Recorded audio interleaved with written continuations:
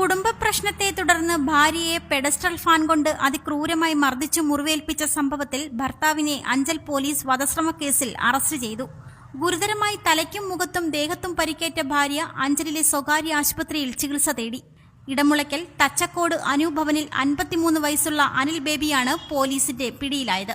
ഈ കഴിഞ്ഞ 15-ാം തീയതി ഉച്ചയ്ക്ക് 12 മണിയോടുകൂടി കുടുംബ പ്രശ്നത്തെ തുടർന്ന് വഴക്കുണ്ടാവുകയും അനിൽ ബേബി ഭാര്യ ത്രേസ്യാമ്മയെ മർദ്ദിക്കുകയും വീടിനകത്തുണ്ടായിരുന്ന പെഡസ്ട്രൽ ഫാൻ എടുത്ത് ത്രേസ്യാമ്മയുടെ ദേഹത്തും തലയ്ക്കും ഗുരുതരമായി മർദ്ദിച്ചു മുറിവേൽപ്പിക്കുകയായിരുന്നു.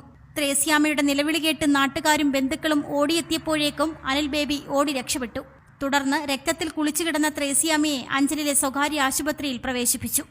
ത്രേസ്യാമ്മയുടെ ദേഹത്തെ മുറിവ് തുന്നിച്ചേർക്കാൻ 40ഓളം തുന്നലുകൾ വേണ്ടിവന്നു.